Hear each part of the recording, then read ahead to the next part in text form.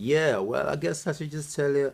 I need to kind of like explain to you a little more what the significance of the album will be, the impact that we envision. If you kind of like think of the impact of Elvis Presley, who was what they call the king of rock and roll, which is a marketing thing, obviously. I mean, for me, all of them were kings. But why is Elvis Presley called the king of rock and roll? That purely has to do with the magnitude of the impact he had on the market, the buying market, you know. So obviously, then he becomes the king of rock and roll. I mean, he has outsold all other rock and roll artists of his era. So if you go by sales alone, then Elvis Presley is the king of rock and roll. There's no question about that. I know that his albums are still selling more than Little Richard's albums.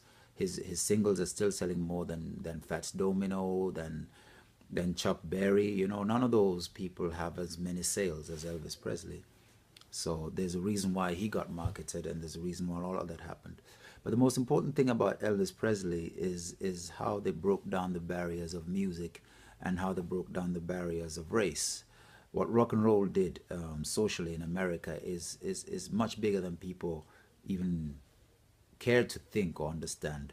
You have rock and roll films that show black and white youths jumping into the same swimming pool, which was like a no-no. You know, if you think about Jim Crow days in the South in America, that was like, you know, Louis Armstrong, Ella Fitzgerald, and those are artists. They had to, you know, even though they performed in white only establishments, they couldn't not sleep there. They could not enter through the main entrance and stuff like that. It was a lot of segregation in the South. You know the Ray Charles movie where he at first does not want to play in the segregated South, and then decides not to play, and then he gets banned from Miami and all manners of business, whatever. So rock and roll really took the first steps towards breaking down those barriers musically and breaking down the culture. Now, here in South Africa, it's like the legacy of Mandela, the whole Rainbow Nation is obviously in danger, because it was a dream that they were dreaming, but did not really have the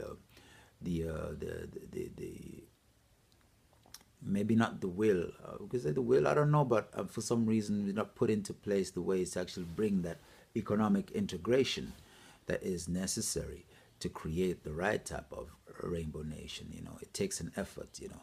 So that's what I'm hoping to contribute to with this album. The way it's coming together, the people who are involved, it's multiracial. The setting is multiracial, and on a daily basis, we are faced with the different issues of race. Coming from both sides, you know, there are some expressions that you come with which might hurt this side, and some expressions the other side might come with which might also hurt, you know, but it's part of the process, and that is the work that we're dealing with at the moment. So the impact would be great. We are lucky now to say that the people who are working in it, there's myself who's black, and there's Llewellyn who's colored. I hate using the word colored, but that's the most appropriate way of saying it in this country. So we say colored. And then there is Rick who's white, you know. And that's the trio at the moment which is working on the songs to go into the studio. And we hope to take it from there and take it further. So that's the impact. The songs themselves deal with the issues. You know, we've got songs like "Eyes of the Town," which deals with with racial relationships. You know, relationships across race. And there's a song called "Poor Racist," and then there's "Black or White Politicians Are Parasite," which basically is obvious to you what that is about. You know, so the material is good in that level. So it's a continuation of Madiba's dream, while on the ground, the business structure, we're actually implementing that dream, and, you know, innovating ways of making that dream become a reality, so that there's hope through music for society. And the funniest thing about the whole thing is that I first arrived in Botrefia on the day that Mandela died. So it was as though, you know, it was the end of his time and the beginning of my work. So I really take it very personally that I'm here. And the hotel is the oldest hotel in the Overberg. And it was a very spiritual journey. From the moment that I came here, the songwriting process just began. It just kicked in, you know, and then within a week or 2 weeks, it's like all the songs were ready. And it was just like go to sleep, wake up in the morning, and, you know, song in my head, work, song in my head. We just work hard just to make sure the songs came out. Now I'm working hard to get the funding so that we can pay the producers decent money to work on it, and to market it and to get it out to the people.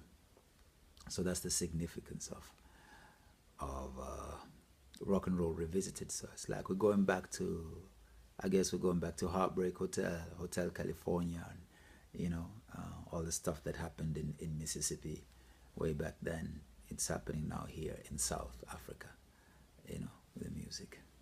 Yeah.